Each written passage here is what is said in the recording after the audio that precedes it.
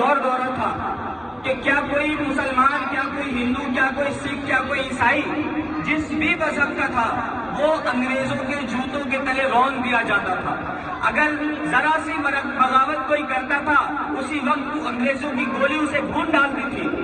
और ऐसे माहौल में जब हर तरफ शांति थी, हर आदमी अपने आप में परेशान था, देश का हर नागरिक, इस सोने की चिड़िया में रहने वाला हर एक व्यक्ति इस बात के लिए परेशान था कि आखिर इन जालिमों से हमें छुटकारा कैसे मिलेगा। इसके लिए रात दिन लोग जो है प्लानिंग करते थे, रात दिन मीटिंगें होती थी, जिसका मार्गदर्शन सबसे आगे बढ़ करके जो है हमारे देश के महात्मा गांधी जी ने किया था। और महात्मा गांधी जी ने ये बिल्कुल प्रूव किया था कि चाहे हमारी जान रहे ना रहे, हमारा देश आजाद होकर के रहेगा।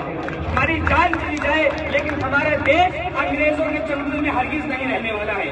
आगे चलते चलते जब उलमाए किराम ने मुसलमानों की तरफ से जब लीडिंग हुई तो अल्लामा फजल खैराबादी, शहीद अशफाकुल्लाह खान और जितने भी बहुत सारे देश के जो है स्वतंत्रता सेनानी मुस्लिम समाज से उठे और उन्होंने भी गांधी जी के साथ कंधे से कंधा मिला करके किसी भी तरह की कोई भी कमी देश की आजादी में नहीं छोड़ा।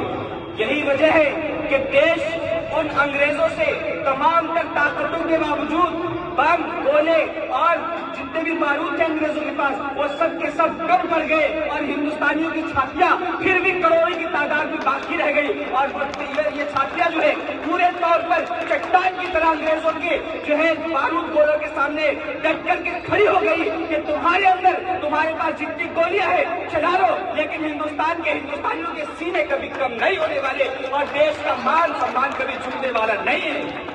और वो वक्त आ गया दोस्तों, 15 अगस्त 1947 के दिन जब हमारा देश अंग्रेज के चंगुल से आजाद हो गया और हमारे देश ने वो पहला आजादी का जश्न मनाया। और आज वो दिन जिस हमारा देश आजाद हुआ था, जिस दिन हमने पहला जश्न आजादी मनाया था, वो दिन भी जुमा का दिन था। और आज हम नवासीवां जब देश का जश्न आजादी मना रहे, आज भी दिन जुमा का दिन है। और ये देश के लिए बहुत ही सौभाग्य का दिन था, इसलिए हमारे लिए डबल ईद का दिन था। मुसलमानों के लिए डबल ईद का दिन था कि मुसलमान जुमा का जो दिन होता है वो ईद का दिन होता है। और डबल ईद इसलिए हुआ था कि वो हमारे दिन, एक तो ईद का दिन था, दूसरा हमारे जश्न आजादी का दिन था। आज भी ईद का दिन है और दूसरा हमारे जश्न आजादी का दिन है। आज हम हर्ष चौधरी जी के अध्यक्षता में आज जश्न आजादी मना रहे हैं अपने इलाके संगम विहार के अंदर। अब आगे बढ़ते हैं। जब देश आजाद हो गया तो उसके बाद क्या हुआ? उसके बाद कुछ मानसिक रोगियों ने, कुछ देश के दुश्मनों ने देश के अंदर एक ऐसी साजिश रची जिसके तहत देश के दो टुकड़े हो गए, बंटवारा कर दिया गया देश का, देश को कमजोर कर दिया गया। इसी के बाद फिर आगे चलते चला गया मामला, लोग आगे बढ़ते चले गए और फिर जो है सत्ता परिवर्तन होता गया, लोग नेता बनते गए, देश आगे बढ़ता गया। याद रखिए, एक वो दिन था जब हमारे देश के पास कुछ भी नहीं था, एक वो दिन था जब हमारे देश की चिड़िया सोने की चिड़िया थी, फिर हमारे देश को अंग्रेजों ने लूटा, फिर उसके बाद फिर वो देश आगे बढ़ा अपनी पूरी गति के साथ, पूरी ताकत के साथ, और तमाम लोगों ने देश के एक एक व्यक्ति ने अपने तौर पर मेहनत की और ये देश फिर से आज सोने की चिड़िया बन गया है। आज देश सोने की चिड़िया बन गया है। लेकिन अफसोस इस बात की है, देश की आजादी का तो हम जश्न मना रहे हैं, लेकिन अभी भी हमें बहुत सारी चीजों से आजादी लेना बाकी है दोस्तों। किस चीज से आजादी लेना है? आज 80 करोड़ जनता को 5 किलो आटा चावल जो दिया जा रहा है, इस चीज से आजादी लेना है कि हर आदमी आत्मनिर्भर बने, हर आदमी के पास इतनी कैपेसिटी हो कि वो किसी राशन की दुकान पर लाइन लगाने ना जाए, तब हमारा देश आजाद हो जाएगा।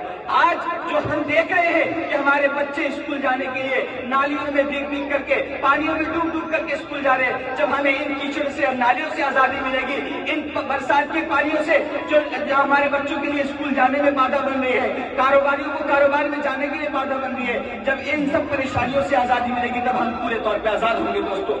हर व्यक्ति जब इस देश का इतना कमाने लग जाएगा कि हर व्यक्ति अपने आप में इंडिपेंडेंट हो जाएगा, कोई किसी के सहारे, किसी का मोहताज रहेगा, तब हमारा देश सही मायने में पूरे तौर पे आजाद हो जाएगा दोस्तों।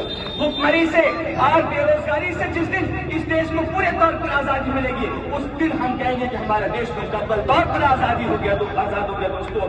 आज देश के अंदर बहुत से लोग जो है, बहुत सारे ऐसे नेता बैठे हुए सत्ता के अंदर जो रात दिन भ्रष्टाचार कर रहे हैं, चंद लोगों के लिए काम कर रहे हैं, देश के अंदर हिंदू मुसलमान के नाम पर नफरत फैला रहे हैं। जिस दिन इन नफरती चिंतुओं से हमें आजादी मिलेगी, तब हम कहेंगे हमारा देश मुकम्मल आजाद हो गया दोस्तों।